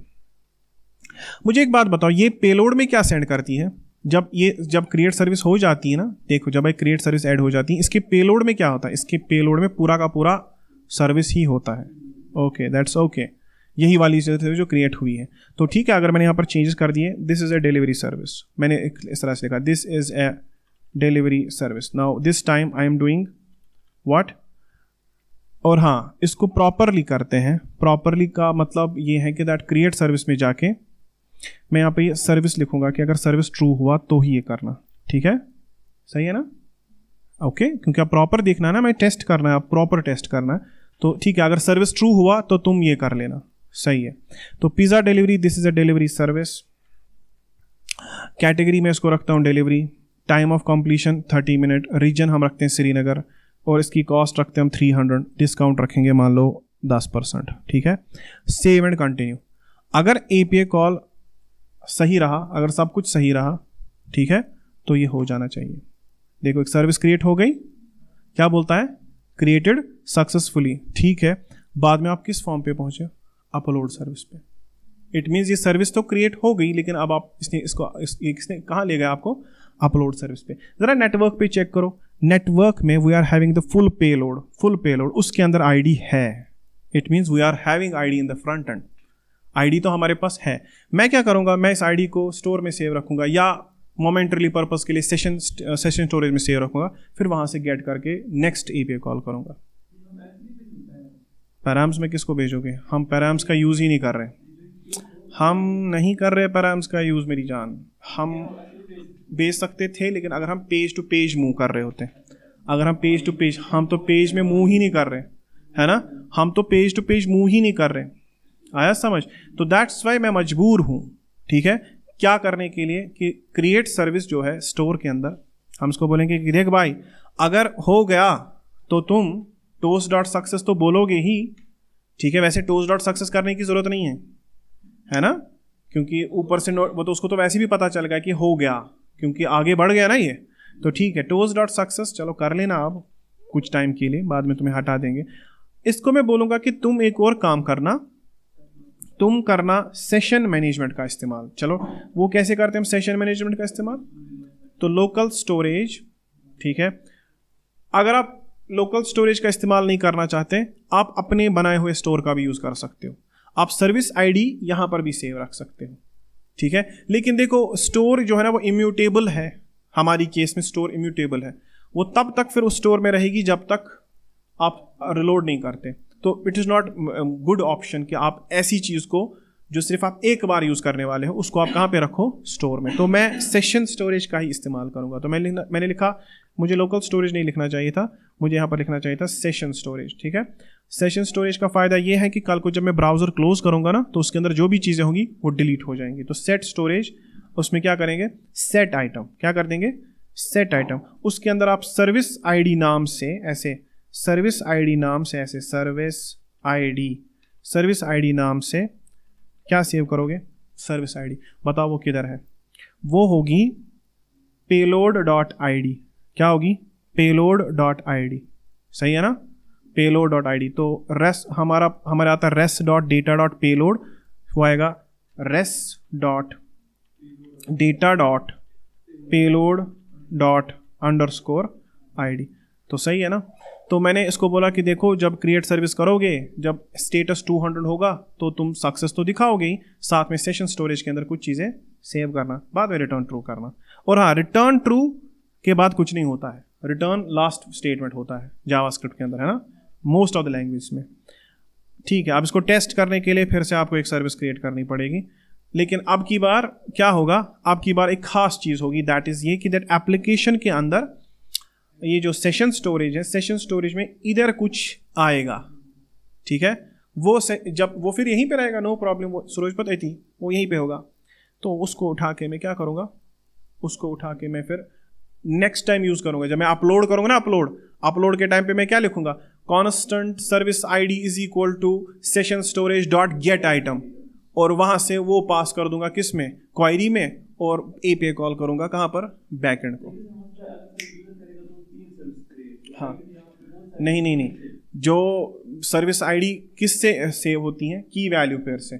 अगर वो एक और सर्विस क्रिएट करेगा तो वो पुरानी वाली सर्विस आईडी डिलीट हो जाएगी, क्योंकि वो ओवरराइड करेगी ना उसके ऊपर, वो ओवरराइड करती है ना, क्योंकि जैसे हमारा टोकन था, फिर तो मैंने इतनी बार लॉगिन किया, फिर तो बहुत सारे टोकन जमा हो गए। हाँ, लोकल का भी, सेशन का भी।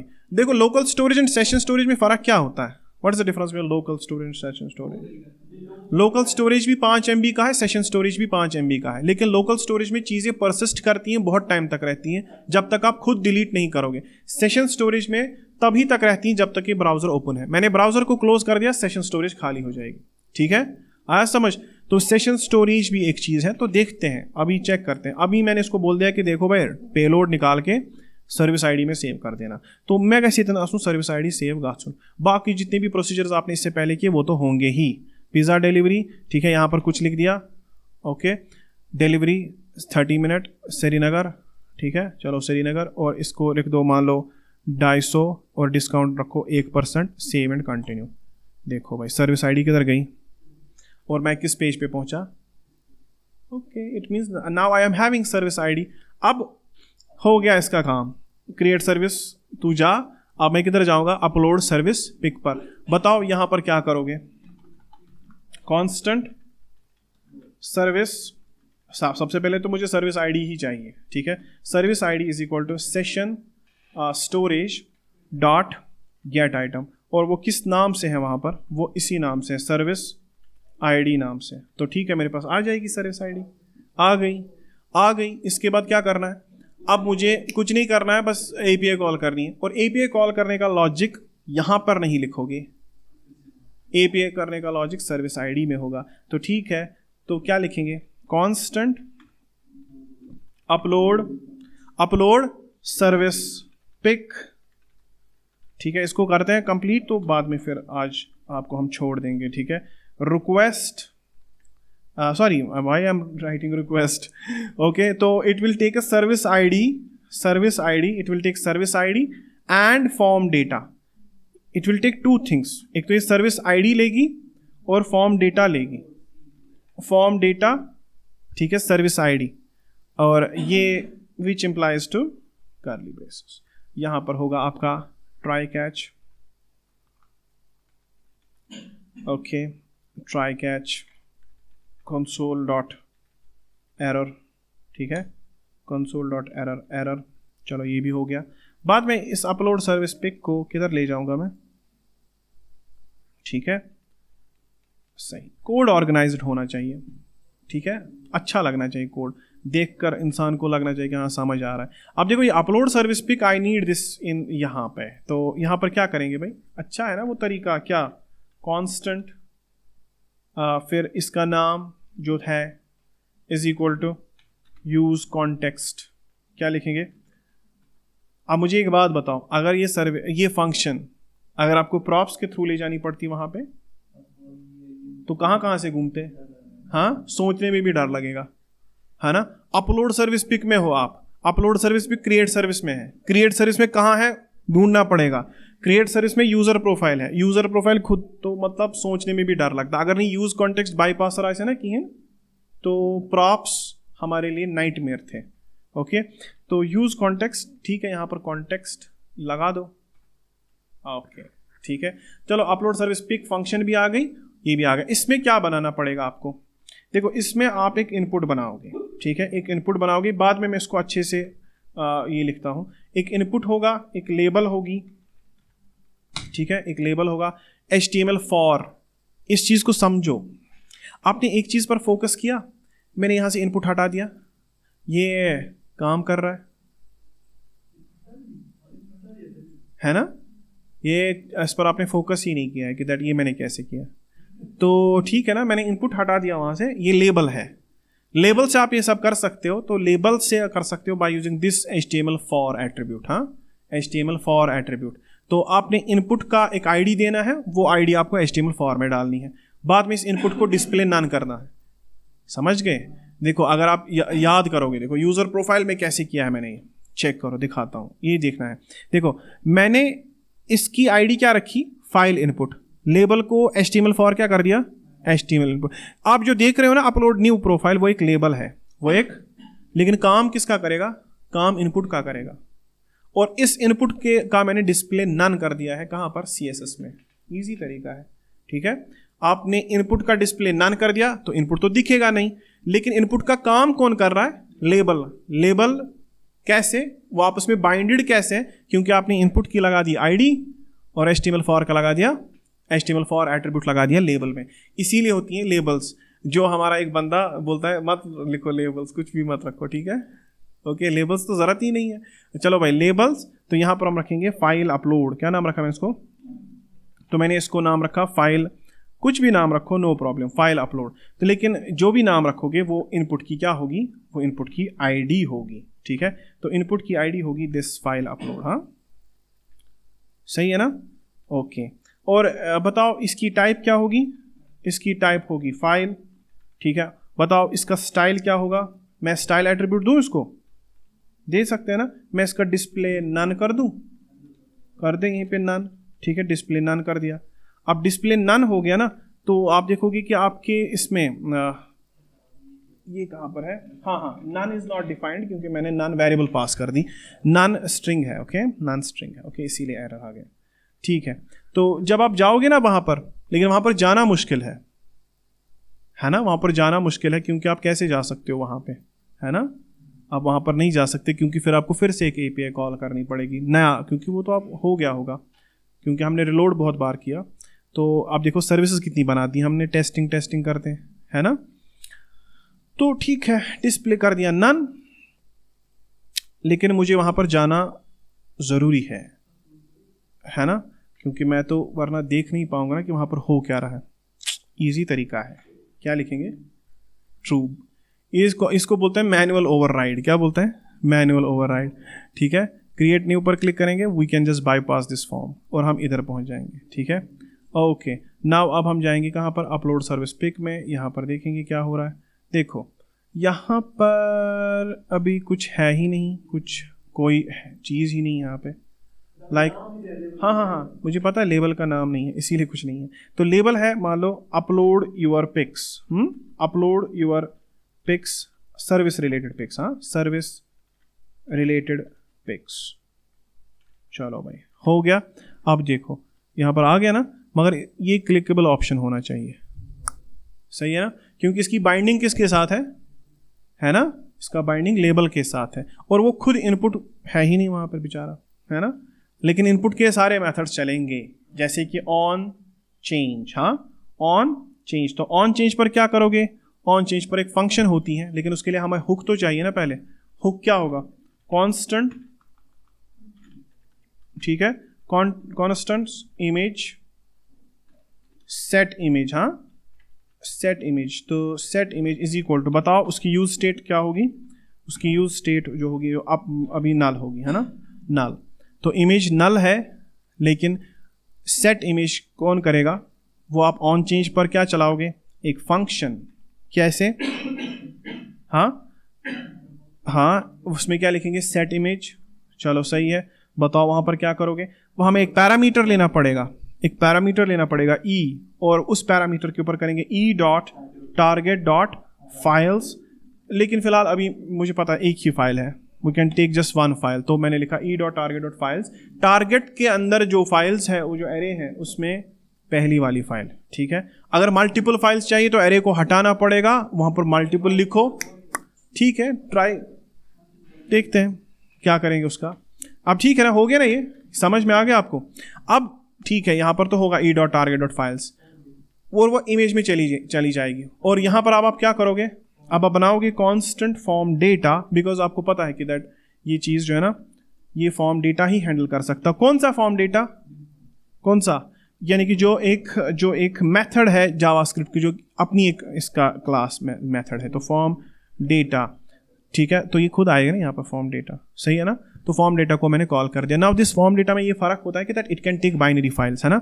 और इसका भी मेथड मैंने दिखाया था, क्या, फॉर्म डेटा डॉट अपेंड, सही है ना, फॉर्म डेटा डॉट अपेंड। धीरे धीरे जब लिखोगे ना, जब जावास्क्रिप्ट लिखोगे ना ऐसे, ओके, तो ये मतलब फिर पूरा समझ जाओगे आप कि ये है क्या, ठीक है। इसके अंदर वैल्यू क्या होगी, सीन दी इमेज, सही है ना।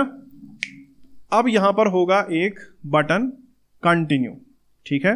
क्या बटन होगा, कंटिन्यू। तो एक बटन होगा, मैंने क्या लिखा है, ठीक है।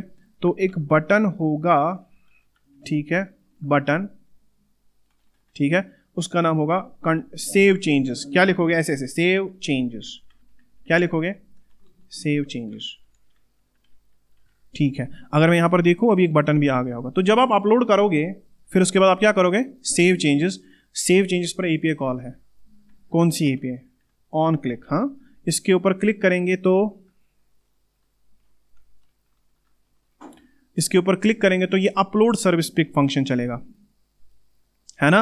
And this upload service pic function, ये क्या क्या लेती है, सर्विस आईडी एज अ, मैं अगर ये देखना पड़ेगा कि कौन सी चीज़ पहले है कौन सी चीज़ बाद में, क्योंकि यहाँ पर मुझे वो इंटेलिजेंस नहीं आएगी। तो स्टोर में अगर देखेंगे तो पहली चीज़ फॉर्म डेटा है, दूसरी चीज़ सर्विस आईडी है, सही है ना।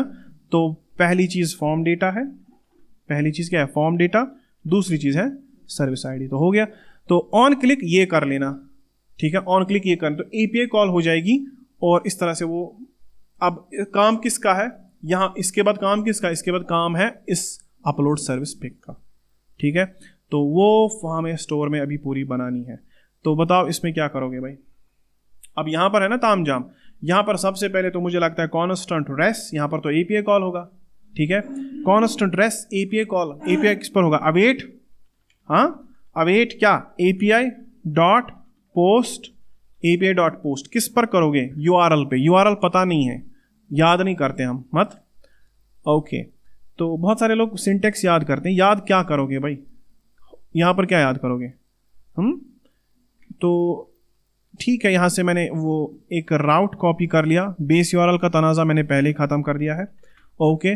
बताओ इसके साथ क्या जाएगी, इसके साथ जाएगा फॉर्म डेटा, सही है भाई, फॉर्म डेटा गया। मगर service image is expecting something in the query, तो ठीक है, आपको ऐसा लिखना पड़ेगा ना, फिर आपको लिखना पड़ेगा question mark service ID, service ID, service ID, और फिर लिखना पड़ेगा इज इक्वल टू, क्योंकि क्वेरी हम कैसे पास करते हैं, क्वेश्चन मार्क, फिर वैल्यू, सॉरी की, क्वेश्चन मार्क के बाद की क्या है, की है सर्विस आईडी, उसके बाद बाज़ाब्ता खुद सर्विस आईडी। तो खुद सर्विस आईडी क्या है, खुद सर्विस आईडी होगी डॉलर करली ब्रेसेस, और सर्विस आईडी है ना यहाँ पर, तो सर्विस आईडी, लेकिन इसको हमें बनाना पड़ेगा वो क्या, वो ना क्या बोलते हैं उसको, टेम्पलेट लिटरल, हाँ, टेम्पलेट लिटरल। तो ठीक है, ये बैकएंड मांग रहा है ना, तो सही है, इसीलिए तो हमने किया था ये सब, हाँ, क्योंकि बैकएंड ही तो मांग रहा था ना ये सब चीज़ें, बैकएंड को ही तो सर्विस आईडी चाहिए। लेकिन अब सर्विस आईडी इसको कहाँ से आ रही हैं, वो आ रही है सेशन स्टोरेज से, है ना। तो ठीक है भाई, हो गया ये भी। और बाद में इफ कंडीशंस लगा देंगे कि अगर सर्विस आईडी नहीं होगी तो आगे नहीं जाना, ये होगा तो वो नहीं करना, ठीक है, तो वो तो पता ही है। लेकिन फिलहाल अभी ये हो जाएगा, बाद में मैं इसको बोलूँगा कि तुम्हें इसके बाद करना है नेविगेट, ठीक है। नेविगेट हुक ऊपर बना के हैं, और वो भी देखो कहाँ पर, ऊपर, सबसे ऊपर। तो इट मीन्स मुझे ये नेविगेट हुक बार बार कंपोनेंट्स के अंदर बनाने की जरूरत नहीं है, मैं यहीं पे इस्तेमाल कर दूंगा नेविगेट। बाद में ना तुम चले जाना यूज़र/यूज़र प्रोफाइल पर। कहाँ चले जाना? यूज़र/यूज़र प्रोफाइल, जहाँ पर सारी सर्विसेज है। तो देखते हैं क्या करेगा ये। इसको मैंने कहा कि तुम उसके बाद ये करना, ठीक है। अगर ये ऐसा नहीं करेगा, क्योंकि होता ये असल में नेविगेट पर अगर देखेंगे, अगर वहाँ पर देखेंगे ना URL में, ये खुद वहाँ पर ये वहीं पर है अभी। तो मान लो अगर इसने रीडायरेक्ट नहीं किया, ठीक है, तो हमें एक चीज़ करनी पड़ेगी, मजबूर होके हमें क्या करना पड़ेगा, हमें वहाँ पर इसको बोलना पड़ेगा कि देखो शो अपलोड फॉर्म को फॉल्स कर दो, ठीक है, और वो शो दूसरा वाला फॉर्म वो उसको भी फॉल्स कर दो। जब वो दोनों फॉल्स हो जाएंगे तो आप किस पे आ जाओगे? आप क्रिएट सर्विस पे आ जाओगे ना, फ्रंट वाले पेज पर। नहीं, नेविगेट वाला मुझे लगता नहीं चलेगा, जहां तक मुझे लगता है। पता है क्यों? क्योंकि URL तो वही है ना। तो आई थिंक दैट दिस, हाँ, सिर्फ मुझे एक और काम यहां पर करना है। एक काम मुझे करना है कि दैट मुझे लोडिंग को थोड़ा जीर देनी है। लोडिंग, ये ले लोडिंग से क्या होगा? बिकॉज मुझे न्यू डेटा चाहिए, है ना। ओके, तो लोडिंग से जीर, है ना, ऐसे कर ले, ठीक है। सुचवाता थो दो, ठीक है। तो पेज रिफ्रेश हो जाए तो फाइनली क्या करेंगे? फाइनली हम इसको फॉल्स कर देंगे। तो इसीलिए ये लोडिंग का तो काम ही वहीं पे यही था। हाँ, एक्सपीरियंस, तो फॉर्मेट सिलेक्शन, ठीक है, आया? सही है, ओके, सही है ना। तो अपलोड सर्विस पिक, तो ये तो हो जाएगा। अब देखते हैं विशु रिलोड गोमुतन किसको? लोडिंग को फॉल्स, हाँ, लोडिंग को फॉल्स करना था, लोडिंग को फॉल्स, ठीक है ना। तो अपलोड सर्विस पिक ये हो गया, ओके। अब मुझे एक बात बताओ, रेस करना क्या है? इसको कुछ भी नहीं करना, इसको सिर्फ एक बात बोल देना कि दैट इफ रेस, यहां पर भी इसको थोड़ा बनाएंगे इस हिसाब से कि अगर रेस डॉट स्टेटस होगा क्या 200, यानी कि अगर ये हो गया तो तुम क्या कर देना, तुम शॉर्ट में रिटर्न ट्रू कर दो, ठीक है। रिटर्न क्या कर देना?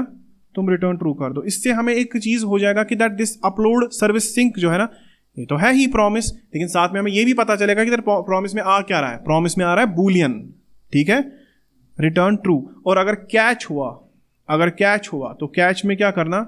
रिटर्न, यानी कि अगर ये फेल हुआ तो रिटर्न करना फॉल्स। अब मुझे पता है कि मुझे वहां पर थोड़ा सा काम है, किधर? अपलोड सर्विस पिक में। On click upload service pic कर लेना, सही है ना। लेकिन मुझे यहाँ पर और भी कुछ चीज़ें करनी है, ठीक है। तो मैं इसको यहीं पे लिख सकता हूँ, because it's a standard arrow function, मैं इसके अंदर कुछ भी लिख सकता हूँ, है ना। Upload service pic form data, सही है अगर ये हो गया, लेकिन कब? अब आपको पता ना कि इट इज रिटर्निंग समथिंग, तो constant upload is equal to लिख सकता हूँ ऐसे, इसको अवेट लगा सकते हैं, हाँ, इसको क्या कर सकते हैं, इसको एसिंक कर सकते हैं, सही है ना, इसको एसिंक कर सकते हैं। तो कॉन्स्टेंट अपलोड अवेट चल जाएगा। पता अपलोड क्या आएगा? अगर ये अपलोड हो चुका होगा, अपलोड आएगा ट्रू। अगर अपलोड ट्रू है, इफ अपलोड, हाँ, इफ अपलोड, तो क्या करोगे तुमने ना, वो दोनों ये करने हैं, वो तुम्हें वो उसको फॉल्स कर देना, किनको? लेकिन वो चीज़ें यहाँ पर है नहीं, तो कहाँ कैसे लाओगे? प्रॉप्स से, ठीक है। तो इसमें प्रॉप्स पास करनी पड़ेगी, 2 प्रॉप्स में पास करनी पड़ेगी। एक तो उस शो अपलोड फॉर्म को भी फॉल्स करना पड़ेगा और शो उसको भी करना पड़ेगा, वो दूसरा था, ओके। दोनों ही को आपने, इट मीन्स ये थोड़ा यहाँ पर मेहनत मशक्कत है। अपलोड, देखो अपलोड सर्विस पिक जो है ना, अपलोड सर्विस पिक, इसमें आपको ये 2 प्रॉप्स पास करनी पड़ेंगी। तो सेट शो फॉर्म और सेट शो अपलोड फॉर्म, ठीक है। देखते हैं, इसको पूरा करते हैं, वरना ये रह जाएगा कल मैं फिर से कैसे डिफाइन करूं फिर इसको, ठीक है। तो यहां पर प्रॉप्स पास करोगे आप, क्या, यही क्या नाम है इसका, सेट शो फॉर्म, इसको यही, और दूसरा क्या है? दूसरा है वो सेट शो अपलोड फॉर्म, हाँ, दोनों ही को फॉल्स करना है, ठीक है। चलो भाई, ये भी हो गया। अच्छा, ये एस क्या है? कुछ नहीं, हाँ, चलो हो गए। अपलोड सर्विस पिक के अंदर ये दोनों चीजें आ गई, तो ठीक है, ऐसे करते हैं, इन दोनों को ऐसे कॉपी करते हैं, अपलोड सर्विस में जाते हैं, यहां पर इनको ऐसे पेस्ट कर देते हैं। आगे एक करली ब्रेसेस एक्स्ट्रा हो गई, ठीक है। तो इसको बोलूंगा कि देखो इफ अपलोड, ये दोनों को ही तू क्या कर, दोनों को ही तू फॉल्स कर। एक तो तू इसको भी फॉल्स कर लेना, ठीक है, और तू वो दूसरा वाला जो है क्या नाम है उसका, शो अपलोड फॉर्म, दोनों को फॉल्स कर लेना। देखो जब ये फॉल्स हो जाएंगे तो दोनों फॉर्म्स हट जाएंगे, ठीक है, दोनों फॉर्म्स हट जाएंगे और आप मेन पेज पे, और फॉर्म्स हट जाएंगे, वहाँ से लोडिंग क्या हुआ होगा, वहाँ से लोडिंग ट्रू फॉल्स हो जाएगा। वो जो लोडिंग एक बार ट्रू एक बार फॉल्स होता, उससे एपीआई कॉल फिर से होगी और आप एक नई सर्विस भी देखोगे। सही है, तो इसका लॉजिक यहाँ पर कंप्लीट हो गया। नाउ टेस्टिंग की बारी है, तो होप एवरीथिंग वर्क्स। नेविगेट नहीं हटाया मैंने, सच में हटा दिया है, ठीक है, ओके, चेक करो आप। अब हम यहां पर देखेंगे कि लाइक फॉर एग्जांपल, चलो क्रिएट न्यू,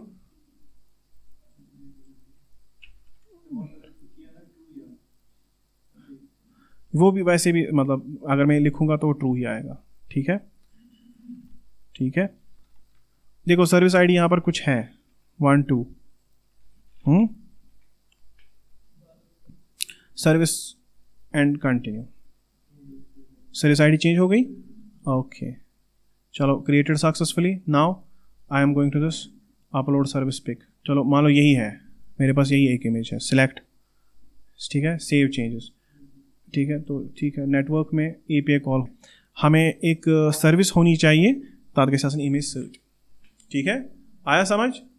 इसमें जो जितनी भी रिडंडेंट सर्विसेज है ना, ये मैं डिलीट कर दूंगा, ये जितनी भी गलत नाम मैंने लिखे ऐसे ही कुछ भी अपलोड कर दिया, ये मैं सारे डिलीट कर दूंगा। लेकिन एक चीज़ तो कंफर्म है कि दैट ये हो गया। एंड देखो वही सर्विस कॉस्ट 12 रुपीज़, डिस्काउंट रखा था एक पिज़्ज़ा डिलीवरी, है ना, बाकी सेम ही था, लेकिन और ये इमेज जो है ना उसी सर्विस के अगेंस्ट ही इमेज अपलोड हुआ, सही है ना। चलो होप आपको अंडरस्टैंड हुआ हो, तो ठीक है, मिलते हैं कल। आज की क्लास यहाँ पर क्लोज।